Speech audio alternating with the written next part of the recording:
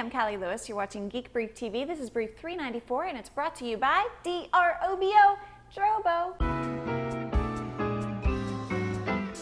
I've held back on iPhone coverage this week in deference to all the iPhone naysayers, but then I started thinking about my mission.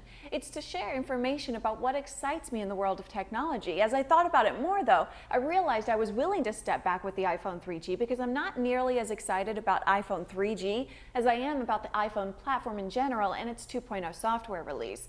iPhone 2.0 is awesome no matter which version of the iPhone you have. We decided to only buy one 3G because 3G has 3G and GPS, but the V1 has longer battery life. That gives us the best of both worlds. I haven't been holding back on my blog though. All week I've been posting mini app reviews and iPhone tips at www.icallie.tv, so if you want more, I've got it there for you. The Voodoo NV133 is a sexy laptop, and laptopmag.com has video of one of its most innovative software features.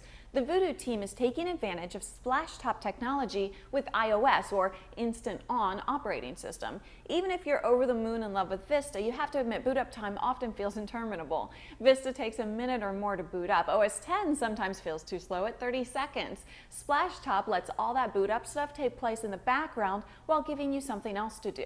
Within 15 seconds of pressing the power button, you can start checking email, looking at photos, instant messaging, surfing the web, and even watching Flash video online. Laptop Mag says the browser looks like a modified version of Firefox, and it doesn't include your extensions. The iOS only gives you access to certain folders on the hard drive or a flash drive, but those folders include music and photo folders, so you can start listening to music while you check your mail. Before you know it, the more powerful OS has booted up, and you've been sufficiently distracted, and I would bet this nice little add-on will make Envy owners at least 10% happier on a daily basis than other PC users. When I first learned HTML, I just put together pages within text files. WYSIWYG editors came along and made it much easier to test the code as I wrote it. Code Etch by Zachary Carter is a Firefox plugin that delivers a WYSIWYG editor to your browser. It gives you a source view, WYSIWYG view, preview window, and quick reference view panels. It also includes a sidebar file list for convenient file browsing, an embedded JavaScript console for quick debugging,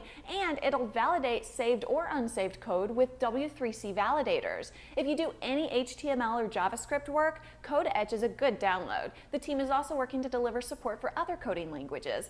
I'm struggling not to say very nice in a crappy Borat accent. I won't do it. I won't. Lots of you guys pointed us towards Savant systems after Brief 393, and I felt very bad for not being aware of them before. There are lots of players in the home automation space, and we're getting closer and closer to a point where home automation is affordable and accessible. Savant System is bringing home automation to consumers using Mac hardware, and I likey. Their equipment does everything you'd expect from home automation, including multi-room audio video, advanced digital audio and video processing, security surveillance, climate control, and much more. They have large touchscreen controllers built for MacBooks, but I'm loving the idea of controlling everything in a house or a bus using an iPhone because my iPhone is always at my side.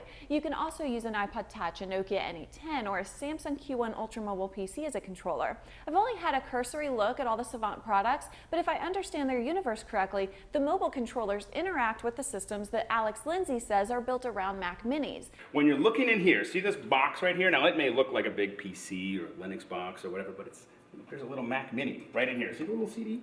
There's a Mac Mini here, and this is running everything. So we've got home security, we've got little security cameras, we've got your air conditioning, we've got your sound, we've got your TV, we've got window shades over here, and all of this stuff runs into this Mac Mini and then is controlled through a variety of interfaces. Why am I interested in this? Well, it's simple really. With any good home automation system, you can create scenarios and lots of things can be included. Say you're going to watch a movie. You can have a movie scenario set up so that at a touch of a button, window shades will descend, lights will dim, your AC will adjust the room temperature, turn on the TV, and prepare your DVD player. The kind of automation scenario I'm interested in building, though, is related to shooting this show.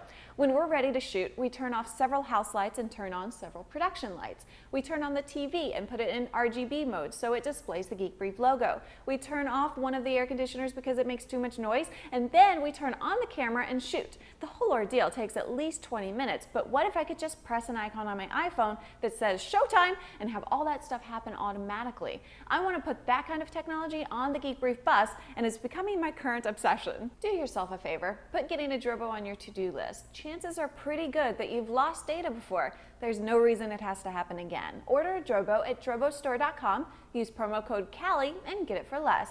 Your data is important and Drobo keeps it safe. I'm Callie Lewis. Thanks for watching.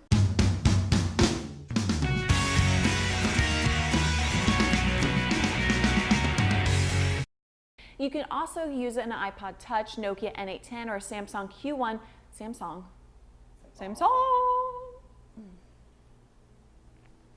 What does that do? Well, hopefully it stops my headache, although it might make it worse. I've got a little like pokey right here.